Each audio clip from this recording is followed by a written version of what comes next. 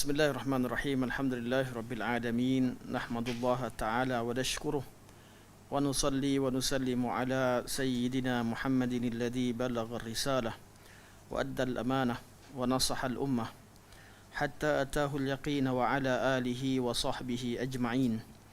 Subhanaka la ilma lana illa ma 'allamtana innaka antal alimul hakim. Rabbi shrah li sadri wa yassir li amri واحلل عقدة من لساني يفقه قولي أما بعد فإن أصدق الحديث كتاب الله وخير الهدي هدي محمد صلى الله عليه وسلم وشر الأمور محدثاتها وكل محدثة بدعة وكل بدعة ضلالة وكل ضلالة في النار ثم أما بعد. Pertamanya mari kita merafakkan setinggi-tinggi kesyukuran kepada Allah Subhanahu wa taala kerana dengan hidayatut taufiknya dapat kita hadir dalam majlis ilmu pada malam ini, dan insya-Allah pada malam ini kita akan menyambung bacaan kita. Kita akan sambung bacaan pada muka surat 119, iaitu berkaitan dengan tajuk makna al-iman dalam bahasa. Adakah at-tasdiq ataupun tidak? Namun, saya baru dengar ni satu klip soalan. Biasanya kita buka soalan di belakang. Oleh kerana soalan ni sampai dan disebarkan tentang satu tajuk video yang dikirimkan pada saya sekarang ni, menjawab tuduhan ke atas kitab Ihya Ulumuddin Syekh Anas Asy-Syarfawi Syria, antara pentahqiq kitab Ihya. Dalam video ni yang saya dengar tadi, tak tahu kita perlu tak perlu kita buka video, kita bukan nak react, kita nak apa yang disebutkan secara umum bahawa apa yang disebut di belakang atau di akhir video, dia mengatakan bahawa dalam kitab Ihya Ulumuddin hanya terdapat 20 hadis palsu.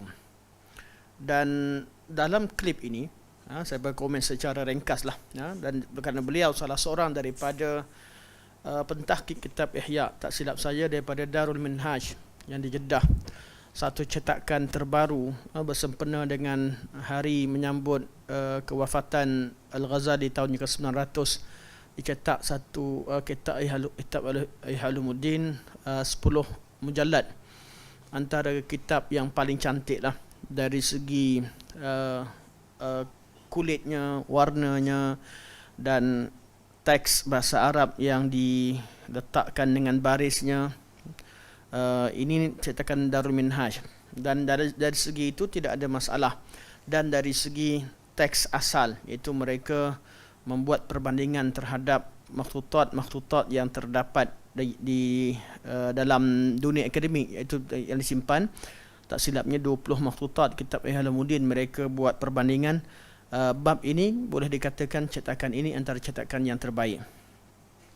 Namun apa yang dilakukan oleh beliau, salah seorang pentahqiq, tak silap saya lah, kalau saya salah, alasan beliau kemukakan dengan alasan yang apa yang berlaku di Darul Minhaj cetakan itu sama je. Apa yang saya dengar tadi, apa yang perkara yang sama yang disebutkan. Dan saya yakin kerana disebutkan beliau pentahqiq Ihya, kalau ikutkan kepada zon saya, zonul ghalib lah, beliau salah seorang daripada tim yang mentahqiq kitab Ihya Ulumuddin yang terakhir. Jadi apa yang dibayangkan di sini dalam klip ini, dibayangkan seolah-olah ada satu kumpulan manusia yang tidak faham tentang ilmu hadis, yang anti kepada hadis palsu. Manusia, ada satu kumpulan umat Islam yang mengajak manusia untuk membuang atau membakar hadis Ihya seperti mana disebutkan. Okay. Ini suatu dakwaan yang tidak tepat. Sebelum bincangkan 20 hadis ke, itu kita letak, saya akan komen kejap lagi. Tapi cara nak cakap siapa, penceramah ataupun dalam klip ni menjawab, sebenarnya lebih kepada nak membayangkan bahawa orang-orang yang menentang ataupun yang mengkritik Ihya Ulumuddin adalah orang-orang yang jahil tentang ilmu hadis. dan dakwaan-dakwaan palsu, dan tidak membezakan antara hadis maudhu' dan hadis dhaif dan sebagainya. Semua yang disebutkan dakwaan ini dakwaan yang palsu dan dusta, dan saya hampir sampaikan saya cerita gini, saya nak biar ke belakang, saya takut kepala saya duk ganggu ni. Nak jawab satu persatu. Tapi kalau nak betul-betul jawab, minggu depan saya datang, saya jawab khas. Mana tentang video ni nampak macam ilmiah. Nampak macam ilmiah, tapi di sebaliknya banyak tuduhan-tuduhan yang cuba dibayangkan bahawa orang malah disebutkan pentahqiq kitab yang terkenal, termasuk disebutkan beberapa buah kitab yang pastinya pentahqiq yang disebutkan itu adalah Syekh Salim Ad-Darani rahimahullah, baru meninggal. Seolah-olah Syekh tidak membezakan antara dhaif dengan palsu dan sebagainya. Ini semua dakwaan-dakwaan. Cuma untuk perbincangan kita ringkas, betul ke 20 hadis sahaja dalam kitab Ihya Ulumuddin seperti mana disebutkan bahawa beliau menukilkan daripada kata-kata Al-Imam As-Subki rahimahullah, mengatakan bahawa dalam Ihya Ulumuddin terdapat hampir 1000 hadis, lebih kurang 920 hadis. Ada ini yang kita hafal lah, kita belajar, yang ada hadis yang tidak ada sumbernya, la aslalah. Mana kalau buka kitab pun tak jumpa kat mana-mana kitab. Kemudian datang Al-Iraqi melihat balik apa yang hadis-hadis yang disebut oleh Al-Subki, didapati bahawa sebahagian daripada yang dikatakan tidak ada sumbernya itu ditemui kitabnya. Jadi tinggal kata Iraqi yang tak ada sumbernya hanya dalam 200 lebih. Selepas Al-Iraqi datang Murtada Az-Zabidi, tengok balik, dan bila tambah lagi, ada sebahagian hadis yang dikatakan tak ada sumber langsung. Maksud apa tak ada sumber? Tak ada nama-nama kitab dan tak ada sanad. Tiba-tiba hadis-hadis begitu saja. Maka mana lebih saya tak pasti berapa Az-Zabidi tambahkan lagi mana hasil penemuan beliau terhadap hadis yang tidak ada sumber dalam Ihya Ulumuddin, iaitu tidak ada sanad dan tidak ada kitab asalnya.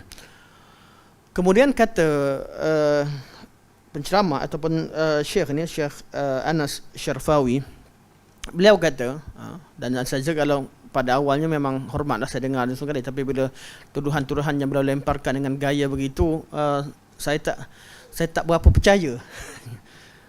Bila beliau kata hanya tinggal 20, kalau betul sekalipun, mana tinggal, beliau kata cek hadis yang tidak ada sumbernya hanya 20, iaitu yang la aslalahu.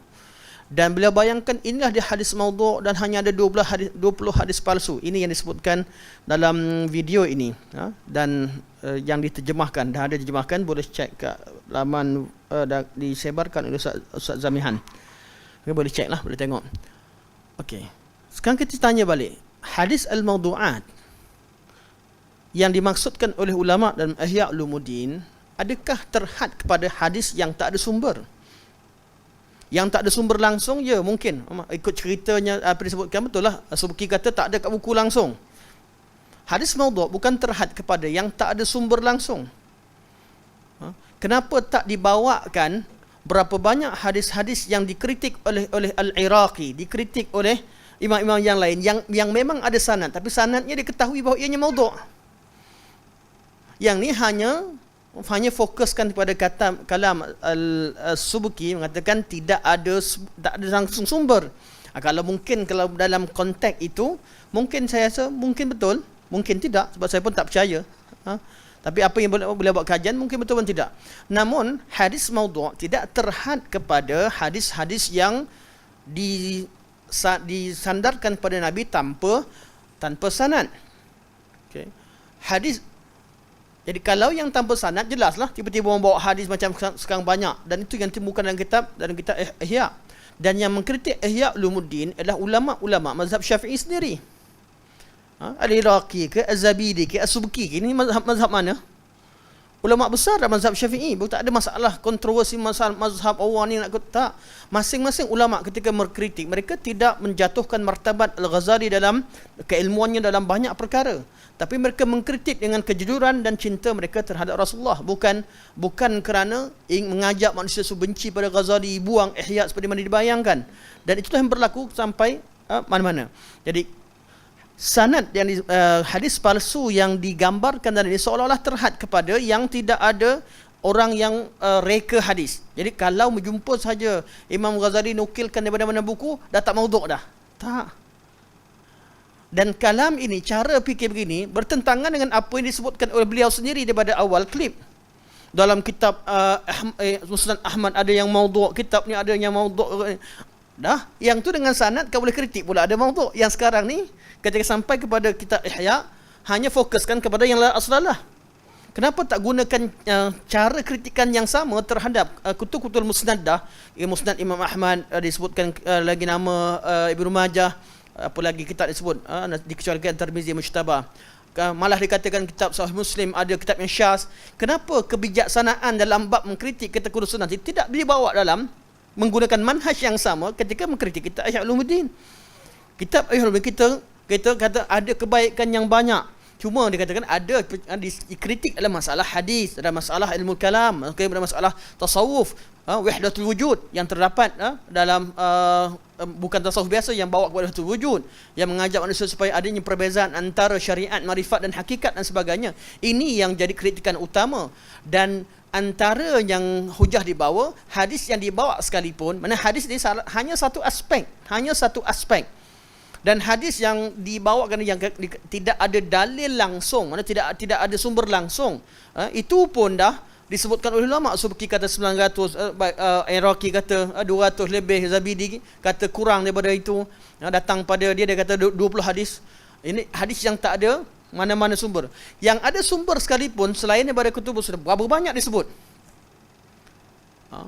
Dia hanya sebut hadis yang ada, saya dengar sekali imbas tadi, hadis yang ada sumber daripada kutub sitah lebih kurang dalam 2,000.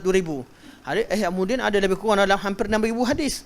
Berapa ribu lagi hadis yang sumbernya bertaburan. Sebab tu saya bukan nak mengurangkan kadar Imam Ghazali, dan saya secara jujurnya saya membesar dengan kitab Ihya Ulumuddin. Kitab yang paling saya suka sampai sekarang, kitab yang saya suka baca dan saya seronok dan saya sangat sayang, sampai pada setengah keadaan memang kita doakan al-Imam, bukan orang biasa, orang yang hebat, seorang genius umat Islam.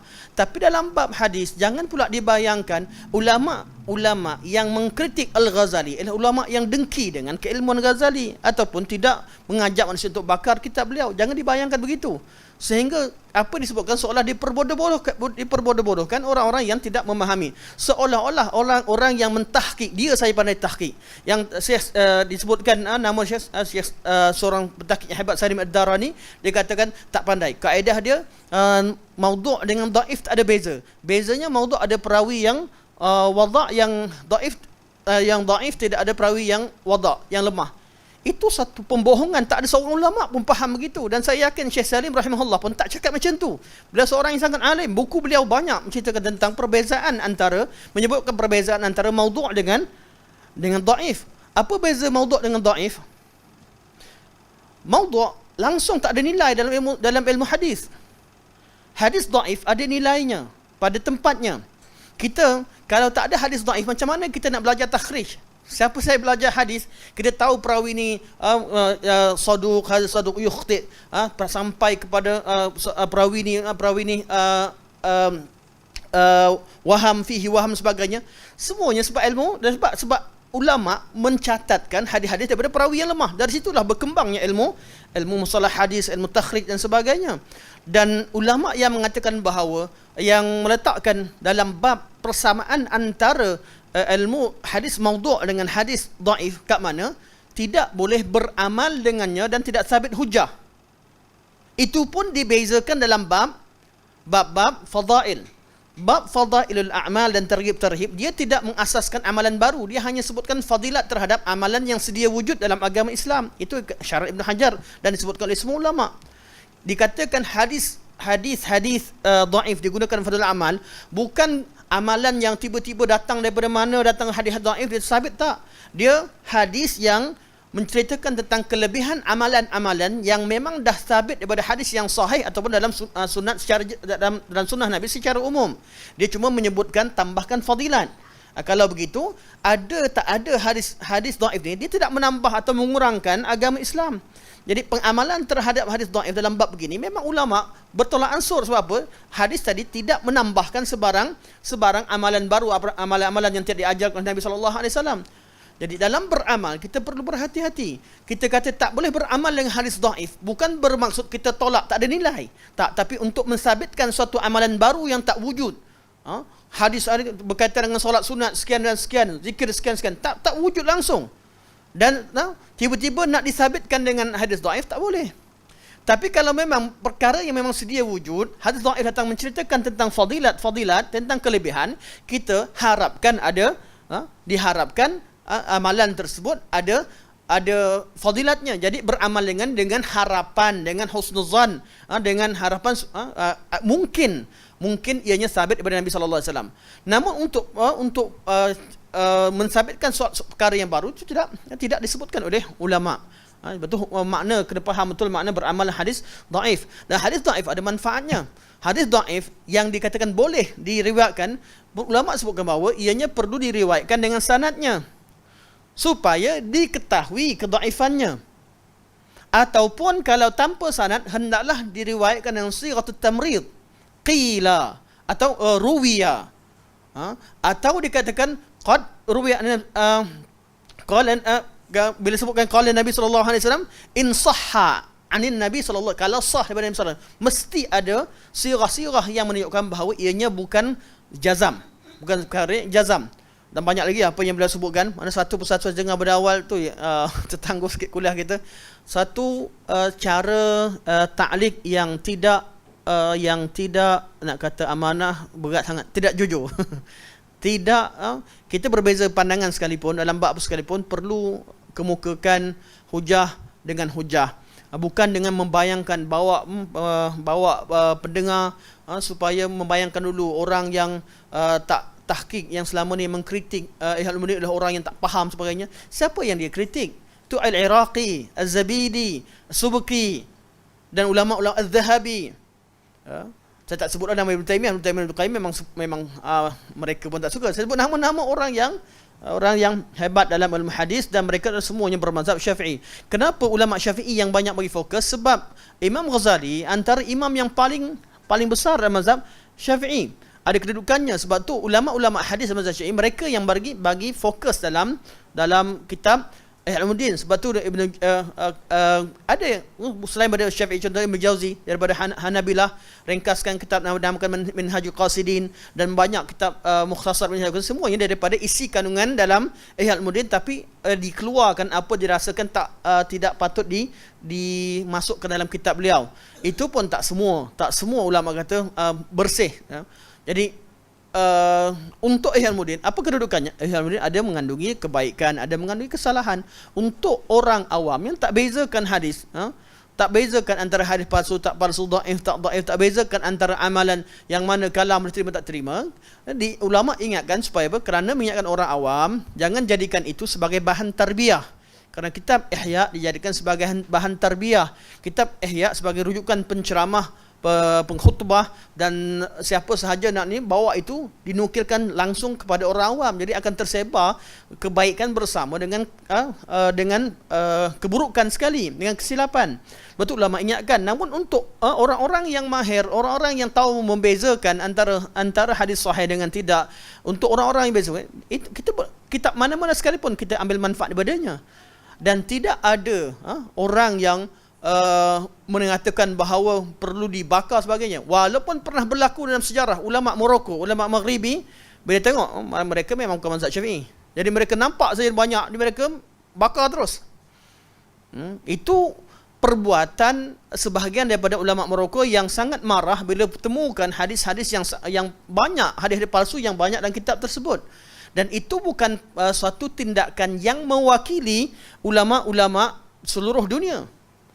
Ulama-ulama terutama ulama salafiyah, terutama ulama-ulama dia, saya sempat belajar ketika ditanyakan banyak kali tentang Ihya di kuliah hadis. Mereka kata kewujudan kitab Ihya ini mengajarkan kita supaya lebih berhati-hati, dan menunjukkan bahawa akal kita yang genius tidak menyebabkan kita selamat. Tak ada orang lebih hebat daripada Ghazali dalam bab kalau tengok dalam bab usul fiqh, kalau kita kata Al-Mustasfa, tak ada. Genius, memang orang sangat genius. Kita baca bukunya pun memang orang yang sangat genius. Tapi dalam bab tertentu, kesalahan siapa sekalipun, apabila ia berbeza dengan hak, sebenarnya kita perlu terangkan. Dan kain sama yang kita terangkan sekarang ni, bincang tentang perkataan dan pandangan Al-Imam Abu Hanifah. Sebab yang kita cintakan semua ulama, semua orang baik, malah kita cintakan semua orang Islam. Malah kita cinta kepada seluruh manusia dengan kadarnya. Tiap-tiap perasaan cinta dan hormat kita kepada seorang ada tempatnya, bukan kita membutuhkan. Dan banyak lagi bersebut. Beliau kata boleh Ghazali mengikut pada gurunya Al-Juwaini mengatakan bahawa boleh taklid dalam hadis, dalam pentasihan hadis. Itu tak syak. Siapa pun kata, orang awam ketika mengatakan hadis sahih tak sahih, boleh tak kita taklid kepada ulama tertentu? Boleh taklid, tapi taklid dengan kaedah taklid pentashihan mereka atau pentad'ifan mereka. Yang berlaku dalam Ihya, Imam Ghazali nukilkan daripada kitab-kitab yang tidak ketahui sumber, dan beliau kata qala Rasulullah sallallahu alaihi wasallam, tanpa ada sumber, tanpa ada dan ini tanpa sirah sebagainya. Dan ini kesilapan yang boleh dilakukan oleh al-Imam. Sebab tu kita bila sebut perkara ni, kita semoga Allah SWT mengampunkan kesalahan-kesalahan beliau dan terima kebaikan-kebaikan yang sangat banyak dan jasa besar yang beliau sumbangkan dalam dunia Islam. Dan pada masa sama kita ingatkan kepada generasi-generasi kemudian tentang kesilapan tersebut agak kita berhati-hati dan tidak mengulanginya. Itu tujuan kita menuntut ilmu. Okey, kita masuk balik pada Syarah Aqidah Tahawiyah muka surat 119 jilid kedua.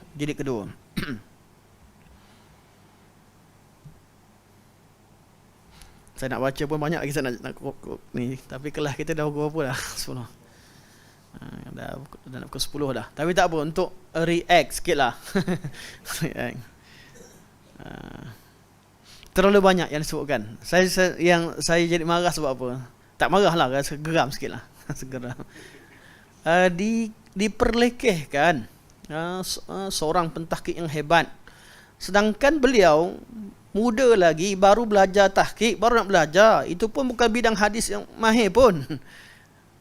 Saya tak nak kritik pada tentang peribadi. Beliau dalam masalah fiqh mazhab Syafi'i, kita kata mungkinlah ada ni sebagainya. Dan saya sengaja baca apa yang beliau sebutkan di Muktamar Shishan. Kita baca, dengar apa disebut-sebutkan ni, banyak benda yang banyak cerita lain lagi di sebalik ni. Personal tu pun, personal sendiri pun kita bukanlah seorang yang dikatakan seorang yang pentahqiq yang diketahui kehebatan dalam ilmu tahqiq dan sebagainya, tiba-tiba mengkritik orang-orang hebat. Orang-orang hebat dalam bidang tahqiq dengan nukilan yang kita dengar sekalipun, kita yang bukanlah orang hebat, kita ni yang panggil apa, kuncu-kuncu ataupun kita panggil apa, apa istilahnya, kata bilis-bilis ni pun dengar macam tak logik apa yang disampaikan. Macam mana ulama. Dan saya peliknya, sepatutnya bagi pihak yang dengar ni, kalau mereka berilmu, mereka sembunyikan video ni. Tapi ada pihak yang menterjemahkan, sebarkan. Maksudnya samalah. Maksudnya level. Mengumumkan kehadiran Tuan Justin. Okay. Saya tak sengaja sebenarnya. Okey, barakallahu fikum. Okey, kita masuk. Anda masuk tepat. Kita baru start. Okey, insya-Allah. Okey, barakallahu.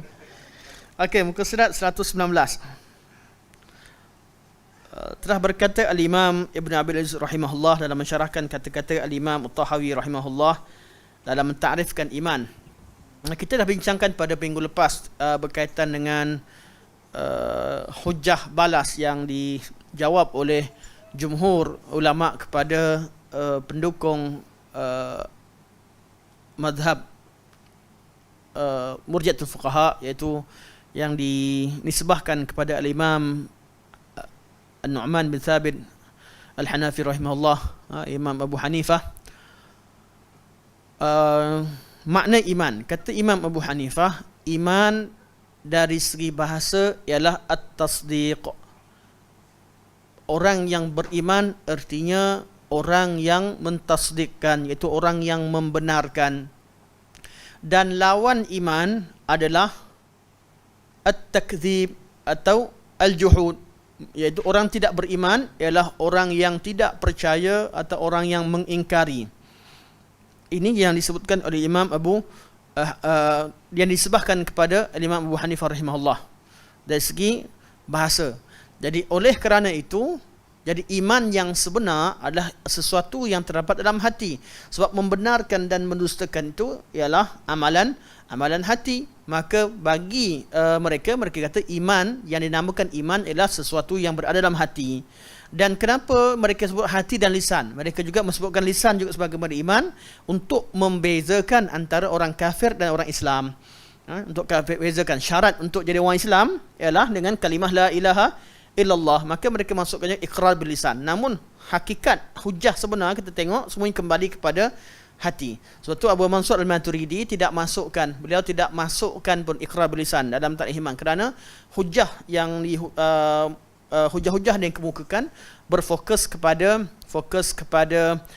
ta'rif iman dari segi bahasa, iaitu at-tasdiq, yang mana at-tasdiq ini merupakan perbuatan hati, merupakan amalan hati. Okey.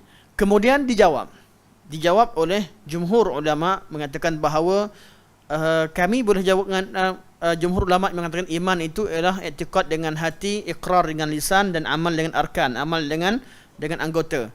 Apa mereka jawab? Pertama, kalau nak katakan bahawa iman itu dari segi bahasa adalah at-tasdiq, mereka kata kami tak setuju. Ini yang kita bincangkan minggu lepas. Mereka tak setuju. Ini mazhab pertama. Mazhab nak jawab ni ada macam-macam cara. Orang kata kami tak setuju, itu pun kami tak setuju. Kenapa? Kata mereka, iman maknanya bukan tasdiq, dan lawan iman bukan juhud. Betul? Ya. Tasdiq memang lawannya juhud, tapi iman bukan lawannya juhud. Iman lawannya kufur. Bukan satu juhud saja. Juhud itu salah satu juhud, iaitu mengingkari kebenaran yang dibawa oleh Nabi SAW, sebahagian daripada kekufuran. Tapi bukan semua kufur itu kembali kepada juhud. Boleh jadi orang ikrar dan percaya dengan apa yang Nabi sampaikan, tapi secara zahir dia lawan, seperti mana Abu Talib dan sebagainya. Jadi dia ataupun orang yang memang mulut dia aku, tapi dia nak juga, dia dah tahu agama Islam betul. Saya tahu. Ucap kalimah la ilaha, saya dulu orang Islam, saya lahir keluarga Islam, tapi saya nak murtad. Ada tak orang Melayu macam tu sekarang? Ada. Dia tak boleh jawab. Dia ikrar dengan lisan, hati pun kata betul, tapi saya nak juga murtad. Nak apa? Sebab nak kahwin dengan fulan-fulan. Dia handsome ni sekali. Nak kahwin dengan jutawan, atau nak jadi maju begini, atau nak masuk macam-macam orang. Kufur tu boleh jadi macam daripada pelbagai sebab, bukan terhad pada juhud. Jadi ini pertama. Jadi mereka kata dari segi makna iman itu bukan muradif dengan tasdik. Kalau tengok dari segi makna. Namun tasdik itu sebahagian daripada komponen iman. Cuma nak kata 100% muradif, tidak. Jadi tak boleh dimaknakan begitu saja. Hujah yang kedua, mereka kata dari segi pembentukan tasrif, ilmu saraf sekalipun tak sama. Saddaq, beriman. Contoh tasdiq, beriman, kita kata saddaqtuhu, aku mempercayai dia. Tapi kita tak kata amantuhu, kita kata amantu lahu. Penggunaan kaedah mutaaddi dalam antara perkataan iman dengan tasdiq juga berbeza. Itu sebagai salah satu daripada isyarat bahawa ianya bukan muradif. Yang ketiga, mereka kata penggunaan kalimah tasdik dengan iman berbeza. Kalimah tasdik umum, manakala iman khas untuk perkara ghaib. Iaitu kalau berkaitan dengan benda-benda zahir ni, dan tak zahir, kita kata aku percaya dia, saddaqtuhu, aku percaya dia. Tapi kalau berita tu orang cerita tentang urusan-urusan keduniaan, urusan kata kat bawah ada motor atau berlaku kemalangan sebagainya, kita tak kata amantu lahu. Betul? Kalimah iman tak digunakan untuk mempercayai perkara-perkara selain daripada perkara ghaib. Jadi tidak boleh kata dari segi penggunaan bahasa berbeza. Dan hujah juga dikemukakan bahawa ini secara umum, ini yang secara umum. Yang lain itu penelitian daripada 4 perkara atau 3 hujah utama tadi. Okey, hari ini kita pergi kepada hujah, cara berhujah kedua. Sebahagian daripada ulama jawab dengan apa? Dengan gaya bahawa kalaulah kami setuju sekalipun. Katakanlah iman secara bahasa ialah at-tasdiq. Dari segi bahasa, katalah kami terima. Dia kata ni cara hujah kedua. Jadi mereka kata apa?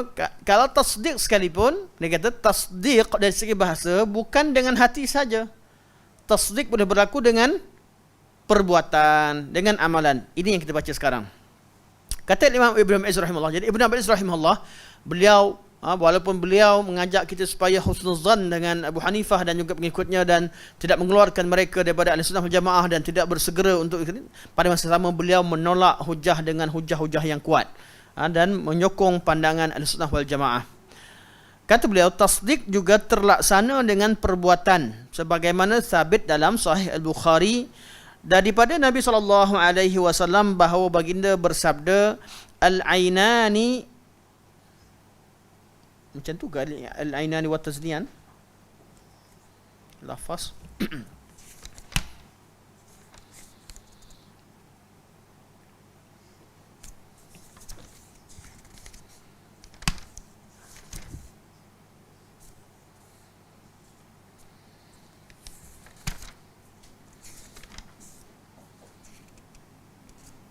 Okey, tak ada wa tu, tak ada wa. Teks asal tidak ada wa. Juga dalam cetakan lain tak ada wa. Okey, boleh tersalah type tu. Al-ainani tazniyan. Dua biji mata berzina. Wa zinahuma an-nazaru, dan zina mata itu adalah dengan memandang. Itu melakukan perkara diharamkan Allah, termasuk memandang kepada perbuatan zina atau memandang kepada perkara-perkara yang membawa kepada zina. Wa zinahuma an-nazar wal udhunu tazni. Telinga juga melakukan zina. Wa zinahuma as-sam', dan zina telinga adalah mendengar. Itu mendengar perkara yang haramkan Allah dan perkara-perkara yang boleh membawa kepada zina. Itu wasilah kepada zina. Dengar suara saja pergi telefon, sekarang ni macam-macam wasilah untuk zina. Dengar mana bangkitkan, bawa kepada zina, perkara-perkara yang menjadi asbab kepada zina. Dan ila anqal, sehinggalah Nabi berkata, iaitu hadis ini direngkaskan, ila anqal wal farju yusaddiqu dhalika wa yukadzibuhu, dan faraj, iaitu kemaluan itu akan mentasdikkan, yusaddiqu dhalika wa yukadzibuhu, yang membenarkan apa yang dilakukan oleh telinga dan juga mata ini adalah faraj. Sama ada dia ikut, maksudnya dia ikut berzina ataupun dia menafikannya, dia tolak. Jadi kata-kata Nabi, kita tak pergi pada syarahan, kita pergi kepada kalimah wal farju, bukan wal faraju. Tak ada betul ni. Kadang-kadang orang ni cerita sikit, orang pergi ke Madinah, ada hotel nama Hotel Faraj. Dia orang Melayu lalu situ ketawa. Orang Melayu lalu tengok. Faraj ni kegembiraan, kebahagiaan ni sebagainya. Tapi kalau yang sukun, itulah makna dia kemaluan. Sama lelaki perempuan, semua sama, farj. Wal farju, dan kemaluan itu yusaddiqu dzalika wa yukadzibuhu, mengiyakan atau menafikan atau menidakkan apa yang dilakukan oleh anggota-anggota yang lain. Jadi zina yang sebenar adalah zina zina yang hakikat, yang melibatkan hukum hudud, yang kita tahu direjam ataupun disebat, itu adalah zina faraj. Jadi kalimah yusaddiqu, tasdiq itu diguna pakai untuk perbuatan.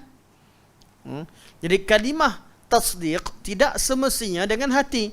Jadi kalau nak manakan sekalipun iman itu tasdiq, jangan tolak bahawa amalan itu tidak termasuk dalam tarif iman. Kerana kalau nak maknakan yang tasdiq sekalipun tidak menghalang kita untuk menerima ayat Quran dan hadis yang menerangkan bahawa amalan itu termasuk dalam iman. Ini hujah pertama. Sebagaimana disebutkan oleh Al-Hasan, itu Hasan Al-Basri.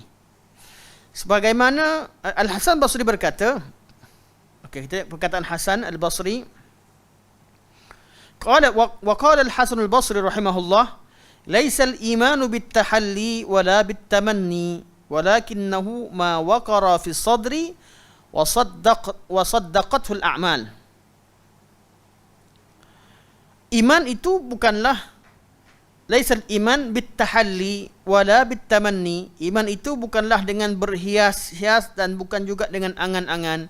Iman ni bukan benda yang kita buat ayat, kita hias ayat begini begitu, atau kita bayangkan aku ni duduk baring, aku nak jadi hafal Al-Quran, aku nak penghafal Quran, aku nak hafal hadis. Tapi satu surah pun tak start lagi. Nak jadi penghafal Quran, aku nak belajar bahasa Arab jadi mahir. Bertakhal, dia duduk tamanni, duk angan-angan. Aku nak jadi, tengok video share-share, hebat ni sebenarnya. Tengok orang pelajar yang yang ditebuk Quran dekat sana sini, tahu muka surat sana sini, aku nak jadi macam tu. Tapi tak buat-buat. Itu kata Hasan Al-Basri, dan juga bab yang lain, bab berkaitan dengan amal ibadah orang sebagainya, yang hanya tamanni, hanya bercita-cita, hanya inginkan bercita-cita. Cita-cita ada dua. Satu, cita-cita yang disertai dengan keazaman. Ini niat yang dikatakan innamal a'malu binniyat, niat yang akan diberikan pahala oleh Allah Subhanahu taala. Tapi kalau niat yang tak diikuti oleh sebarang keazaman, niat tu niat tamanni, kosong, niat kosong. Niat kosong. Jadi niat yang diberikan pahala ialah as-sidqu fin niyah. Betul-betul kita niat memang kita nak buat. Tapi ada orang dia cuma sayang, dia suka tengok orang hafal Quran, dalam hati dia kalau orang kata kalau boleh jadi, tapi dia tak ada apa-apa. Maksud dia hanya suka. Itu tak termasuk, tak dinamakan sebagai al-azmu, tidak ada keazaman. Keazaman adalah niat suatu perkara yang kita nak dan kita inginkan, memang kita nak buat. Apa yang kita mampu buat sekarang kita buat. Cuma dari segi kemampuan kita belum mampu. Kita nampak orang wakafkan masjid, kita ada niat. Ada orang suka, dia kata kita nak ajak, memang sampai bila-bila aku tak buat lah. Ada orang tak? Ada orang kata wakaf masjid, tak apalah, dia ada duit 1 juta bolehlah wakaf, aku duit RM1 tak masuk tabung je lah. Jadi buat juga. Niat tu tak ada. Sementara ada duit RM1, RM2 lebih ni, yang masuk ada duit RM10, RM20, kita buat juga apa yang mampu. Jadi ini niat yang diberikan pahala oleh Allah Subhanahu wa taala. Jadi cita-cita dia untuk wakafkan 1 juta tu dapat pahala niat. Jadi dia bukan tinggalkan amalan kosong. Jadi tamanni ni, orang yang ada kadang-kadang dipikir nak buat benda baik ni sekadar dalam tamanni. Kalau dia tamanni pun tak dikira, macam mana orang yang mimpi? Jauh lagi lah. Yang kedua, laisal imanu bit tahalli, bukan dengan tahalli. Beza tamanni dengan mimpi apa? Mimpi tak sedar langsung, tamanni dia sedar lagi. Mana mimpi ni kita bukan pilihan kita, tamanni pilihan kita. Sama juga benda yang bukan ni, tapi satu dengan pilihan, satu dengan tak pilih. Kita tak boleh mimpi malam ni aku nak mimpi jumpa perempuan paling cantik. Tak ada. Ada orang berangan, kawan saya kata, aku tak kahwin tak apa, dia kata. Ni borakkan anak-anak bujang lah ni. Masa dulu lama dah. Yang penting tiap malam dapat jumpa perempuan cantik, dia kata. Okeylah, dia kata. Macam dia kata dalam mimpi pun okeylah. Ingat senang-senang ke? Tidur kadang kena jumpa siapa-siapa, maknya rata nak bunuh ke? Kita tak tahu, mimpi bukan kita boleh kontrol. Beza dengan apa yang kita khayalkan, khayalan. Duduk tak dia khayalan pun tak diterima, mimpi pun bukan hakikat. Tapi kalau kita nakkan buat kebaikan, kita sayang kebaikan dan kita bercita-cita untuk melakukan kebaikan tersebut, itu namakan disertai keazaman. Maksudnya kita buat, ada usaha yang kita mampu buat, kita buat, itu adalah suatu yang niat yang diberikan pahala. Betul, kaedah bahasa Arab ni dia ada tamanni, iaitu kita cita-cita kosong. Kalau cita-cita nak buat, dipanggil an-niyah. Dipanggil an-niyah atau al-qasdu. Al-qasdu, ada qasdu. Ada sebagian ulama Syafi'i kata niyah bukan setakat cita-cita je. Niyah itu adalah cita-cita ketika memulakan satu pekerjaan. Sebab tu niat itu dia mesti ada orang Melayu buat qasab ta'arad ta'yin. Kan? Mana istilah masuk kena serentak sekali sebab dia mesti kehendak pada ketika mengamalkan. Itu kalau dalam mazhab Syafi'i detail lagi lah perbincangan. Itu ada jenis niat. Yang penting kata Al-Imam Al-Hasan Al-Basri, beliau kata laisal imanu bit-tahalli wala bit-tamanni. Iman itu bukanlah sesuatu yang dihias-hiaskan. Sesuatu dihiaskan maksudnya orang cerita sedap lah. Wala bit-tamanni, bukan juga yang kita fikirkan satu benda yang besar, fikir saja. Walakinnahu, akan tetapi ma waqara fi sadri, sesuatu yang kukuh tertanam dalam dada, wa saddaqathul a'mal, dan diiyakan dengan perbuatan-perbuatan, dengan amalan. Ini iman sebenar. Jadi yang kita fokuskan adalah kepada kalimah wa saddaqathul a'mal, dibuktikan dengan amalan. Sebab tu lebih baik matan ini, lebih baik penterjemah tidak membuang matan, kerana kita nak ambilkan kalimah wa saddaqathu. Kalimah Al-Imam Hasan Al-Basri wa saddaqathul a'mal.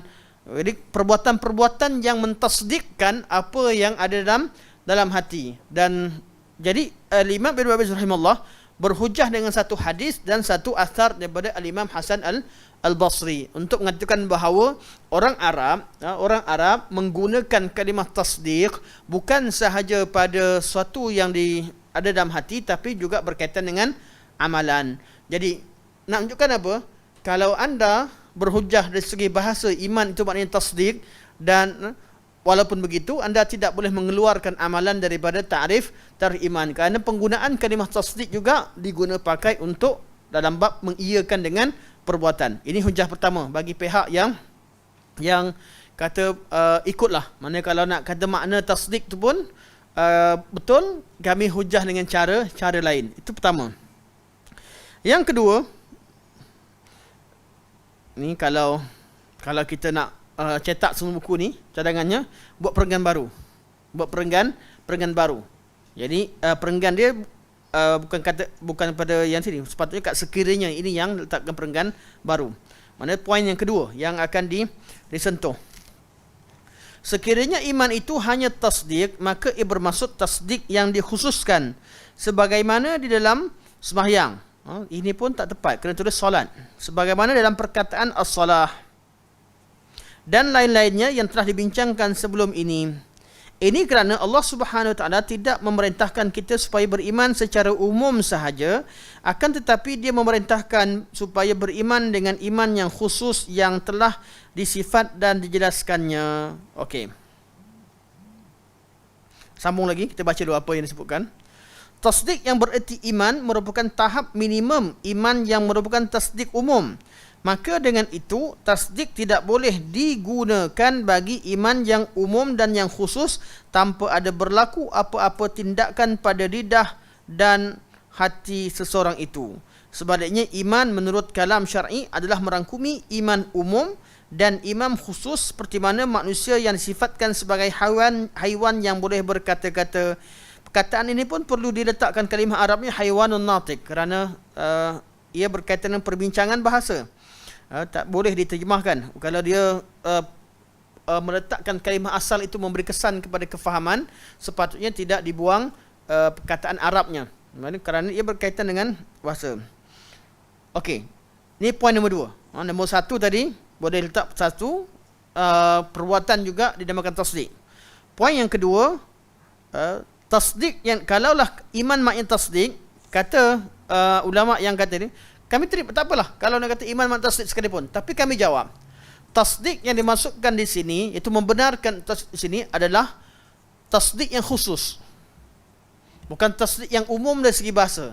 Dari segi bahasa, beriman dengan apa sekalipun, percaya apa sekalipun, namanya tasdik.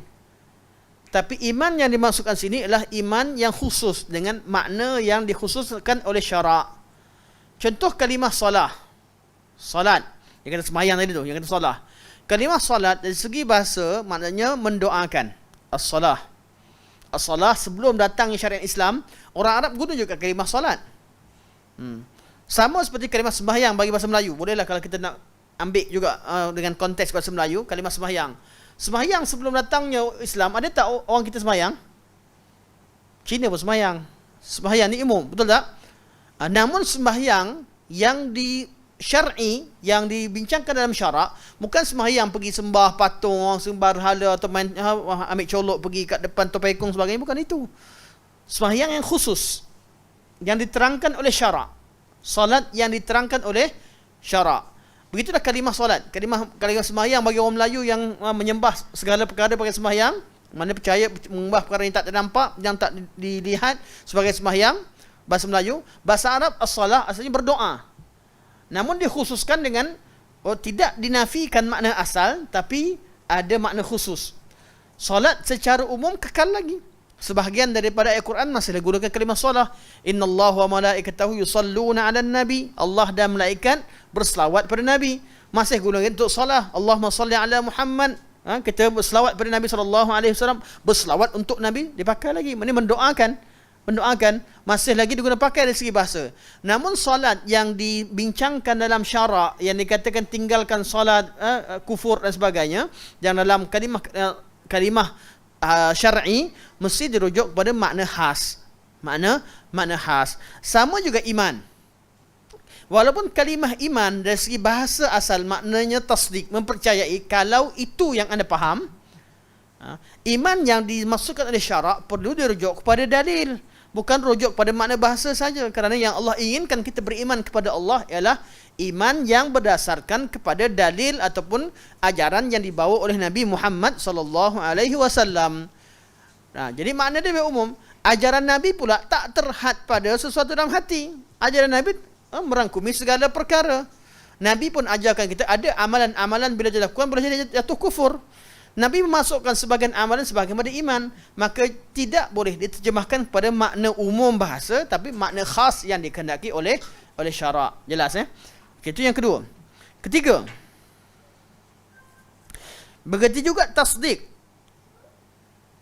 Ini sepatutnya pun perenggan baru. Ini pun sepatutnya letakkan perenggan baru, kerana dia melibatkan fakta dan poin baru. Begitu juga tasdik sepenuhnya yang ada di hati akan menghasilkan amalan-amalan hati dan anggota yang sepatutnya dilakukan, kerana ia merupakan kesan iman yang sempurna. Tidak adanya kesan menunjukkan tidak ada iman. Kami berpendapat kesan-kesan iman ini kadang-kadang termasuk dalam nama iman dan kadang-kadang tidak termasuk. Ataupun lafaz tetap dengan maknanya menurut bahasa hanya syar'i. Okey, ini itu yang ke seterusnya. Sampai sini, sampai pada kadang-kadang termasuk, kadang-kadang tidak termasuk. Ini poin yang ketiga. Yang ketiga, mereka kata hujah ketiga untuk menjawab orang mazhab pengikut Imam Abu Hanifah yang bertegas bahawa makna iman sebahagian adalah tasdiq. Kalau tasdiq sekalipun, tapi tasdiq, kalau dikatakan tasdik, orang-orang yang mempercayai, iaitu beriman dan percaya secara penuh dengan syariat, mesti dia beramal. Itulah mana?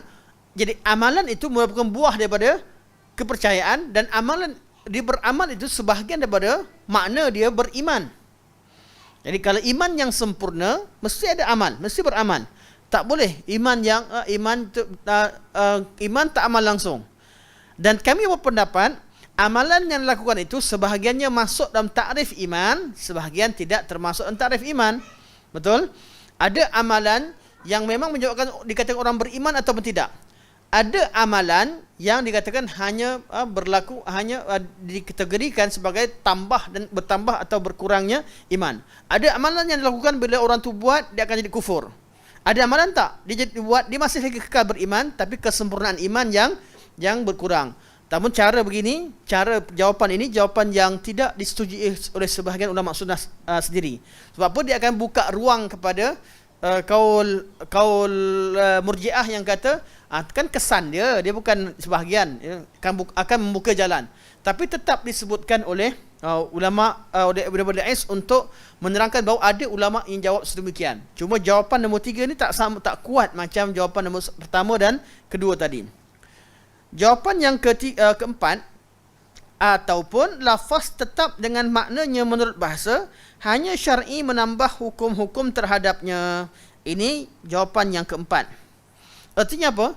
Makna bahasa, dari segi bahasa, iman itu membenarkan je. Tapi untuk syarak tambahkan lagi. Pemahaman kita terhadap perkataan tadi bertambah setelah datangnya ayat Quran lain. Macam tadi Quran gunakan bahasa am khas. Sekarang beza sikit, lebih kurang sama je. Cuma maksudnya perkataan solat tetap kekal solat. Maksudnya doa tetap ada. Dalam solat mesti ada doa. Cuma syarak tambahkan lagi perbuatan yang lain. Dia tidak am khas. Dia bukan, ini dari segi bahasa. Kalau kita bincangkan balik dari segi bahasa Melayu, tak ada beza apa sangat. Poin yang keempat dengan yang kedua tadi lebih kurang sama. Tapi yang satu melibatkan am dan khas, yang satu melibatkan bahawa makna dia kekal, cuma ahkam yang ditambahkan, hukum-hukum berkaitannya yang bertambah. Ataupun, maksudnya jawapan yang kelima,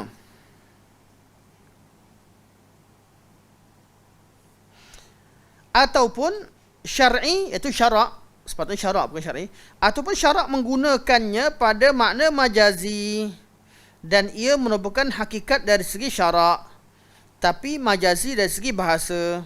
Ini terjemah terbalik hakikat syar'i, tapi saya fahamkan dulu. Jawapan yang kelima yang disebutkan oleh sebahagian daripada ulama yang menyokong pandangan jumhur, namun jawapan yang kelima ni lagilah ramai ulama tak setuju. Ada yang setuju, ada tak setuju. Mereka kata dari segi bahasa iman memang tasdiq, tapi hakikatnya tasdiq. Tapi Allah menamakan iman itu dimaknakan juga dengan perbuatan, bukan sahaja dalam hati saja. Tasdiq dengan hati dan amal perbuatan adalah majazi. Artinya majaz.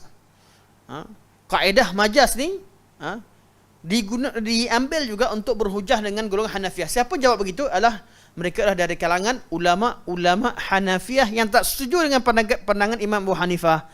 Usul mereka memang ada majaz.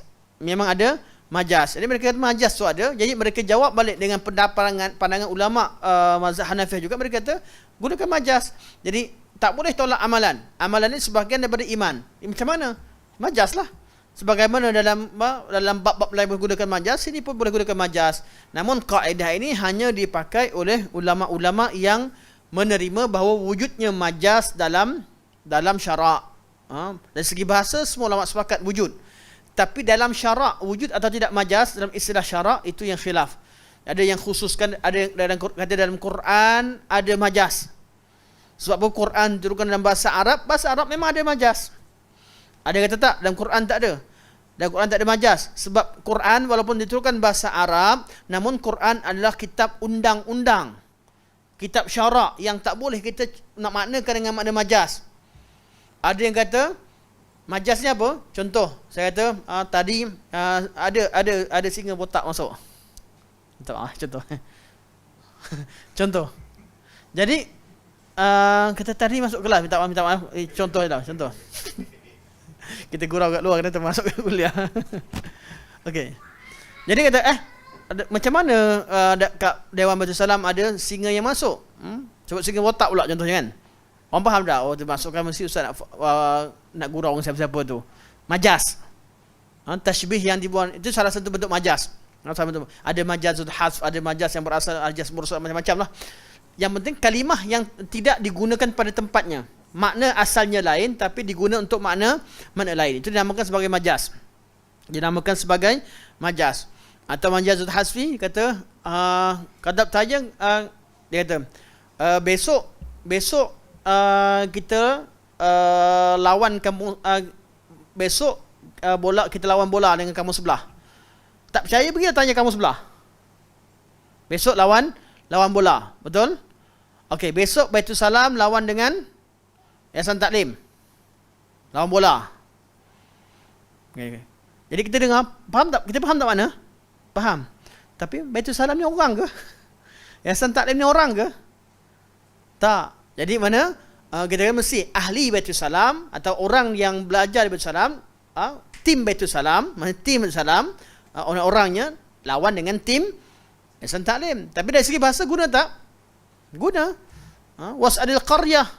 Kata anak-anak Nabi Yaqub, kata tanyalah kampung yang kami ni, tanya kampung, tanya pada tanya pada ni, penggunaan ni maksudnya penggunaan kalimah majaz, kaedah majaz. Okay. Dalam Quran wujud tak majaz? Ada kata, ada yang nafikan secara umum. Ada yang kata tengok pada konteks. Kalau berkaitan dengan keindahan bahasa, Allah membayangkan tentang keadaan tertentu, memang ada majaz keindahan bahasa.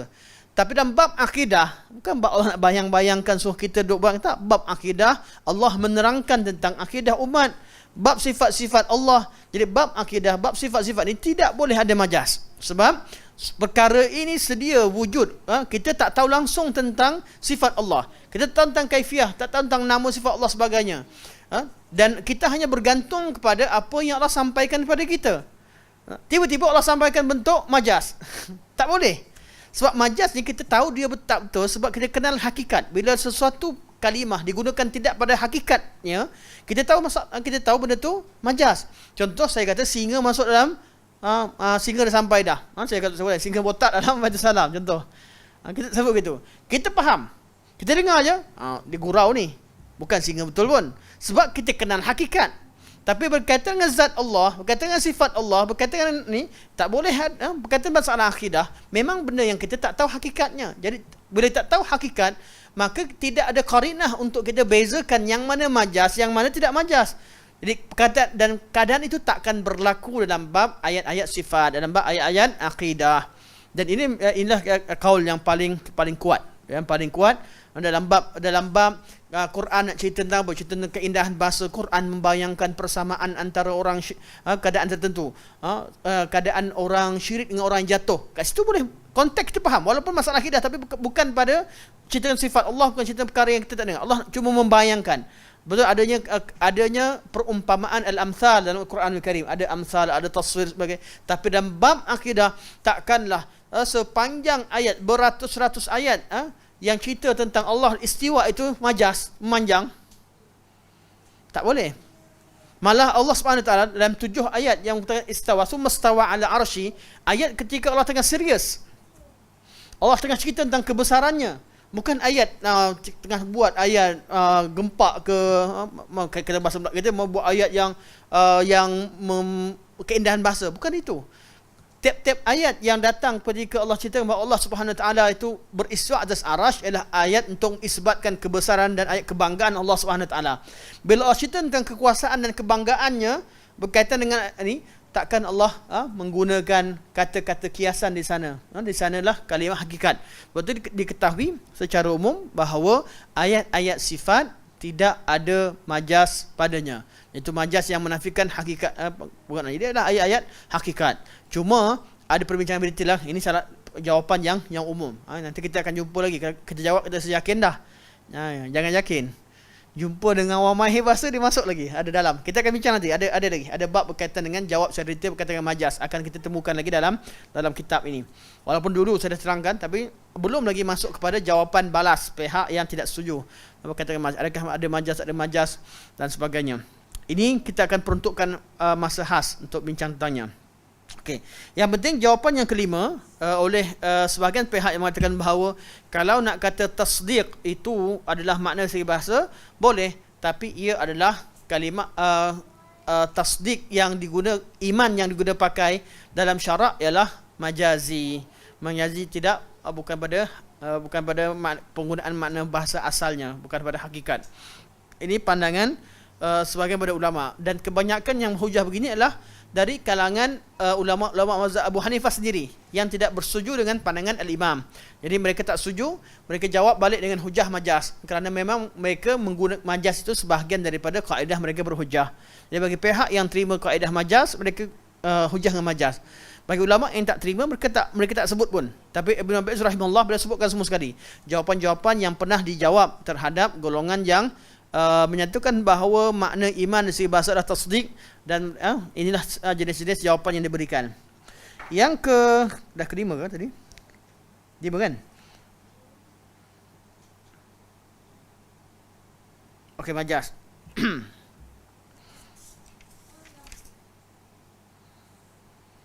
Sebenarnya ada dalam bahasa Arab, ada satu lagi ni, tapi tidak diterjemahkan. An-naqlu, kat sini an-naqlu dia disebut wa ayyakuna qad naqalahu syari'. Tak disebutkan dalam tak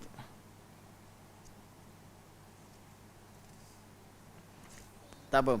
Ada satu lagi jawapan, tak diterjemahkan, sebenarnya sikit je perenggan dia. Perenggan dia walaupun sikit, satu kalimah wa ayyakuna qad naqalahu syari'. Tak disebutkan, mungkin kadang-kadang tak perasan. Jadi perkataan ni kecil ya, sambung. Ada hujah yang keenam. Hujah menggunakan kaedah naqal. Kaedah naqal artinya sebelum turunnya Quran, sebelum Nabi datang, memang makna iman itu tasdiq. Tapi lepas Quran turun, makna tasdiq dengan hati. Tapi lepas Quran turun, Allah menukilkan atau menakalkan, memindahkan makna asal kepada makna yang baru. Itu nama naqal. Lebih kurang sama, tapi dari kesan dia lain. Artinya lepas sahaja turun agama Islam, iman orang tak kata tasdik dah. Tapi dulu je naqal. Ini nama naqal. Tapi kaedah ni juga bergantung kepada pihak yang menerima wujud ini naqal dalam bahasa Arab. Okey, itu ada 6 kaedah yang disebutkan. Kaedah yang ke-6 adalah naqal, iaitu memindahkan makna asal kepada makna yang baru.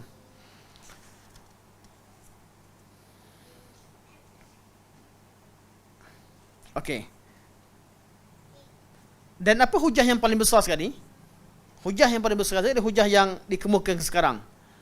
Para ulama berkata, ini para ulama al-sunnah yang secara umum berkata, sesungguhnya Rasulullah SAW telah sealiran dengan kita, dengan kami, dalam makna iman, dan baginda tidak mengajarkan kepada kita tentang maknanya secara ilmu daruri, iaitu sesiapa yang mengatakan dirinya mentasdikkan tetapi tidak menuturkan iman dengan lidahnya, sedangkan dia berupaya berbuat demikian, tidak bersembahyang, tidak berpuasa, tidak mencintai Allah dan Rasulnya, tidak takut kepada Allah Subhanahu Wa Taala, sebaliknya membenci, memusuhi dan memerangi Rasulullah Sallallahu Alaihi Wasallam, orang ini bukanlah dikatakan beriman. Faham tak? Faham secara umum. Tapi maknanya macam mana? Untuk mungkin ada yang tak sempat tangkap, nanti kita tengok semula. Kata, apa yang kami kemukakan, hujah paling besar, apa yang kami kemukakan macam yang Nabi buat, praktikalnya. Nabi SAW, bila zaman Nabi ada orang beriman, ada yang tak beriman. Betul? Orang beriman tu orang yang mengucap kalimah la ilaha illallah, yang duduk dengan Rasulullah. Mereka adalah orang beriman.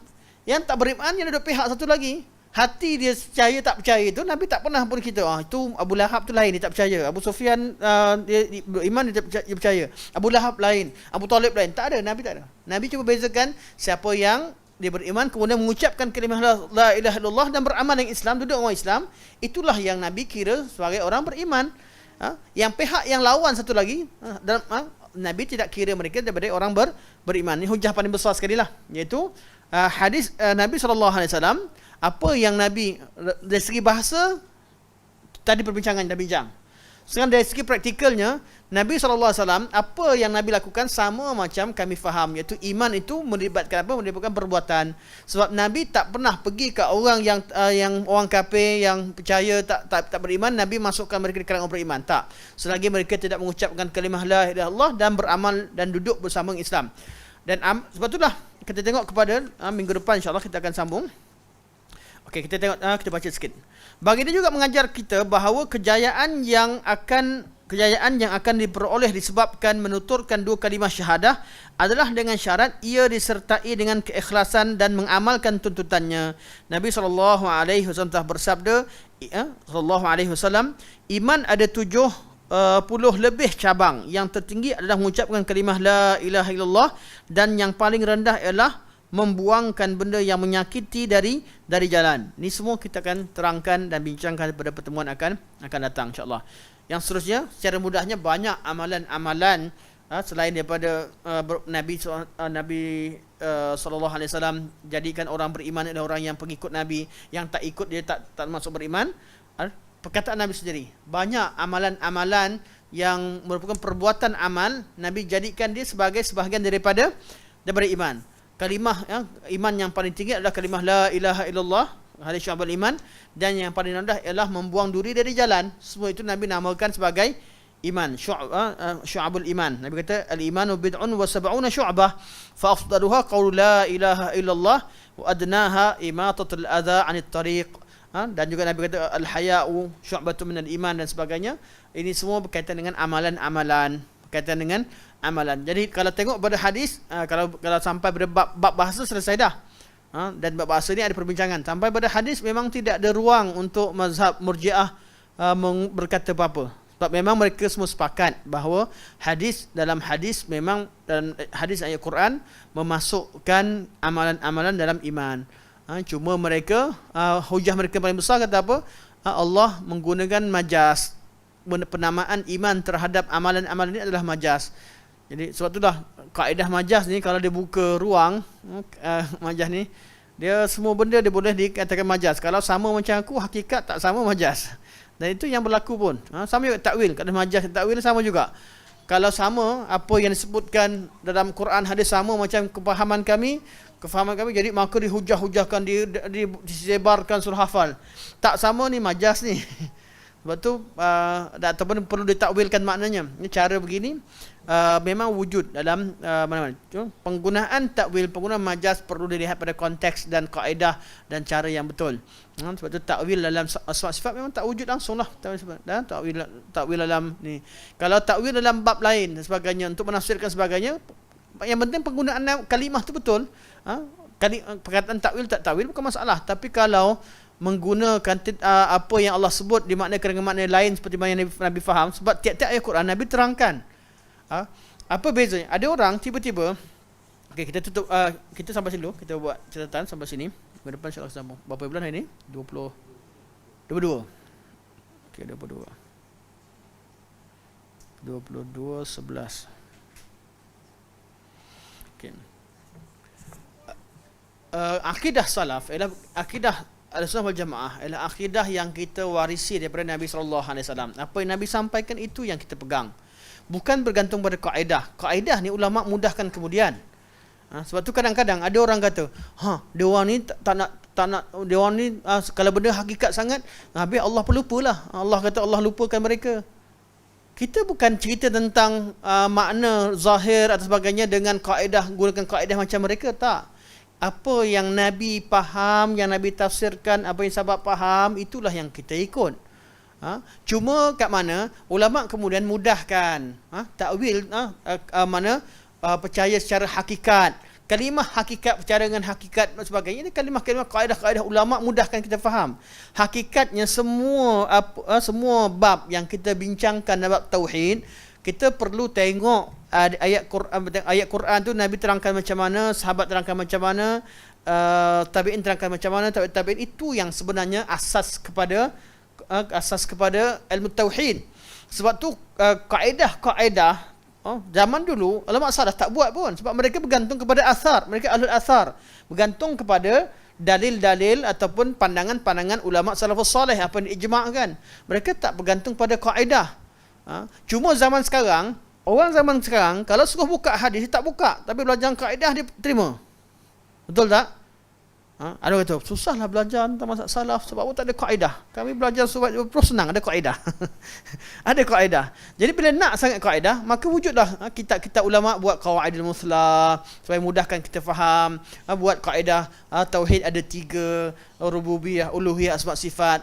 Tapi kaedah yang tidak berbeza dengan ayat Quran, semuanya berasaskan Quran. Berbeza pada kaedah kalamiah. Kaedah kalamiah dia tidak meraihkan ayat Quran, dia meraihkan akal. Sebab tu ayat-ayat sifat-sifat yang diterima adalah sifat-sifat yang sepakat dengan akal. Manakala sifat-sifat khabariyah yang hanya Quran beritahu, Nabi beritahu, tapi tak sama dengan logik akal, teori akal yang mereka bawa, mereka tolak tepi. Lepas tu dibezakan antara sifat sama', sifat basar, sifat qudrah dengan sifat wajah, yad sebagainya. Sebab apa? yang ni masuk akal, yang ni tak masuk akal. Itu yang dikritik oleh ulama. Asasnya akal, bukan asasnya dalil. Walaupun ulama sepakat semua sifat-sifat yang diisbatkan oleh golongan mutakallimin, sama ada Jahmiyah kata Allah wujud, kita tolak ke? Kita tak tolak. Tapi masalah pada Jahmiyah, dia kata Allah wujud tapi tidak bernama, tidak bersifat. Itu yang masalahnya. Datang kepada Mu'tazilah kata Allah Subhanahu Wa Taala tu wujud dan Allah tu ada nama-nama. Kita tolak ke? Tak tolak. Tapi yang kita tolak, Mu'tazilah kata Allah wujud dengan nama-namanya tapi tidak bersifat. Nama-namanya pun tak boleh memberikan makna sifat, tak boleh bermakna, tak boleh diterjemahkan. Maknanya mesti kembali kepada zat Allah Subhanahu Wa Taala. Itu yang kita tolak. Itu kebenaran yang ada pada Mu'tazilah. Sebab tu kalau kita nak tengok cara berdebat tentang buktikan kewujudan Allah yang paling kuat, hujah Jaham bin Safwan. Siapa yang berkenalkan hujah dalil tasalsul lawan dengan etis? Jaham bin Safwan, Jahmiyah. Kita tengok pada Mirza Ghulam Ahmad Qadiani. Okay. Dialah paling banyak sekali lawan dengan etis. Kalau kita tengok balik, lawan pada, tapi apa yang hak yang dibawa pada setengah tempat, taklah semua cara dihujah, tapi tidak boleh menyebabkan kita mengiyakan kesesatan yang dibawa pada bab yang lain. Dan begitulah seterusnya. Datang kepada golongan kullabiyah, mereka hanya terima 7 sifat. Sebab apa? Bagi mereka berselari dengan ilmu akal. Mereka gunakan hujah tasalsul macam saya bawa dalam kuliah dalam daurah kita pada 2-3 hari lepas, pada hari Sabtu lepas. Macam dalil tasalsul menunjukkan bahawa Allah mesti wujud. Mesti wujud sebab dengan adanya musabbibul awal ataupun adanya muathir al-awwal. Al-muathir la yata'athar. Kaedah yang mereka bawa. Akhirnya wujud. Lepas tu bila melalui kaedah tasalsul tadi, muathir ghairi muta'athir, dia mesti apa? Dia mesti qidam, dia tak boleh. Kalau dia bukan qidam, dia akan ta'athur dengan orang sebelum, dengan yang wujud sebelumnya. Jadi mesti qidam. Dari situ konsep akal yang dibawa isbatkan sifat wujud kerana akal, kaedah tasalsul tadi. Dan daripada wujudnya qidam kerana kaedah akal tadi. Kerana wujudnya muathir ghair muta'athir mesti sifatnya qidam. Ya, dan kerana dibawa sampai mengenali sifat Allah melalui logik akal. Sebab alam ni wujud dengan apa? Dengan alam wujud dengan konsep, dengan kewujudan yang sangat mengkagumkan, sangat hebat. Itu menunjukkan bahawa yang ciptakan alam ini juga orangnya hebat. Contohlah tuan-tuan, kita tengok orang yang cipta handset dengan orang yang buat dia cipta tanah liat bulat. Ini saya punya hasil ciptaan. Bawa masuk dalam pertandingan. Yang satu dia ambil tanah liat, dia bulat-bulatkan, dia letak. Saya buat bola. Satu lagi dia buat apa? Dia buat kucing. Dia buat tanah liat. Okey. Daripada dua tadi, satu tanah liat buat bentuk bola, satu buat bentuk kucing, yang mana menang? Kreatif. Yang mana lebih kreatif? Kucing. Kewujudan apa yang dicipta itu menunjukkan kehebatan ataupun ilmu ataupun kuasa ataupun kehendak pihak yang menciptakan. Okey. Jadi alam yang wujud sekarang, alam yang wujud sangat mutqin. Menunjukkan bahawa Allah Subhanahu Wa Taala sangat berkuasa. Sebab apa? Alam ni banyak benda yang jadi, benda yang sangat hebat dan sangat ciptaan Allah tu sangat teliti sebagainya. Ini semua dalil akal. Kita tak tolak benda ni. Benda ni asalnya kita tak tolak. Malah kalau dalam perbincangan bab atheism sebagainya, kita akan gunakan dalil ni juga untuk lawan bersetengah keadaan. Inilah yang digunakan Ibn Taimiyah rahimahullah dalam kitab beliau banyak untuk rad semua kali. Tapi beliau kata, jangan sampai pada part tak masuk akal kalian tolak. Mustahil Allah beristiwa. Sebab apa kalau istiwa begini begitu? Ini tak betulnya. Terlalu mengagungkan akal sehingga kebenaran semua sekali mesti dibuktikan dengan kaedah akal dan teori kami. Ini yang ditolak oleh ulama salaf. Sebab tu kalau tanya balik, adakah ulama salaf ni tolak logik akal? Tak. Adakah ulama salaf tak faham ilmu kalam? Tak. Mereka tolak akal dan juga ilmu kalam. Pada mana? Pada tempat-tempat yang tak kena. Mereka cerita kaji tentang jauhar dengan arat, kaji tentang objek dan sifatnya. Dengan kajian mereka terhadap objek sifat, tiba-tiba nafikan sifat Allah. Allah cakap kami tak terima sebab yang kami tahu kalau sifat mesti ada sifat mesti berdiri atas zat, atau arad mesti berdiri atas jauhar. Maka Allah tak boleh bersifat. Mustahil Allah bersifat, sebab kalau ada sifat mesti ada jauhar. Dari mana kaedah kamu dapat tu? Kami cek ni, kami tengok pada air ni. Botol, mana boleh ada botol ni biru kecuali ada botol. Botol tak ada, biru pun tak ada. Itu pula logiknya. Sebab tu saya sebut, saya ulang balik perkataan yang sama yang kita bincangkan lepas. Syekh Utsaimin rahimahullah selalu terangkan benda ni. Beliau terangkan, beliau kata, dan itu logik kamu kata begitu, biarlah kamu belajar Aristotle macam tu, dan kami pun tak nafikan memang sifat berdiri atas zat, tapi tak semestinya. Banyak bahasa Arab dan bahasa dunia mensifatkan sesuatu tanpa ada zat, betul tak? Tanpa ada jisim. Mengisbatkan sifat tidak melazimi jisim. Kuliah yang panjang. Contoh. Mana masa yang panjang. Malam yang membosankan. Malam yang begini, apa lagi sebut? Waktu yang lama. Semua ni benda yang tak ada jisim. Bahasa dunia guna termasuk, tapi kalam ilmu kalam kata kami dah kata ini adalah qat'i. Kaedah kami takkan salah. Ayat Quran beza dengan kaedah kami. Kena ni dia tahu otak dia sebenarnya dia fokus kepada ilmu fizik saja. Sedangkan ilmu Allah yang Allah cerita akidah tak boleh kita gunakan kaedah-kaedah ini. Sebab tu kaedah apa sekalipun, kaedah mukalam, kaedah sama ada mereka gunakan kaedah tasalsul ke, kaedah tarkib ke, kaedah ta'addud ke, kaedah berkaitan sekalipun, insya-Allah saya akan bentangkan minggu depan di YT San Taklim berkaitan dengan ideologi Jahmiyah dan penolakan ulama terhadapnya. Satu-satu yang mereka bawakan dalil-dalil tarkib sebagainya, kita akan pahamkan satu-satu. Nak menunjukkan bahawa ulama salaf bukanlah ulama yang jahil terhadap ilmu kalam. Mereka tak nak langsung orang belajar benda, sebab apa? Bawa benda tu, dah tersebar orang ramai yang menolak sifat Allah, tolak banyak ayat Allah hanya kerana menggunakan logik-logik begini. Pengurusi pergi balik. Okay, sekadar ini dulu. Semoga Allah jadikan pertemuan kita pada malam ini pertemuan yang bermanfaat. Sebenarnya masa yang lebih ni adalah masa soalan pengurusi. Pengurusi hantar soalan tadi. Jadi ya, okey, insya-Allah kita sampai sini saja. Semoga Allah jadikan pertemuan kita pertemuan yang bermanfaat, yang baik oleh Allah Subhanahu taala, yang lemah kurang bersalah sendiri. Semoga Allah Subhanahu taala menerima kebaikan tersebut dan mengampunkan segala kesilapan, dan semoga Allah Subhanahu taala memberikan hidayah pada kita semua untuk lebih baik dari segi dalam ilmu, dalam amal, dari semasa ke semasa, sehinggalah kita dibimbing masuk ke syurga Allah Subhanahu wa taala. Subhanakallah wa hamdika asyhadu an la ilaha illa anta astaghfiruka wa atubu ilaik. Wa sallallahu ala sayyidina Muhammad wa ala alihi wa sahbihi wa baraka wa sallam. Walhamdulillahirabbil alamin. Assalamualaikum warahmatullahi wabarakatuh.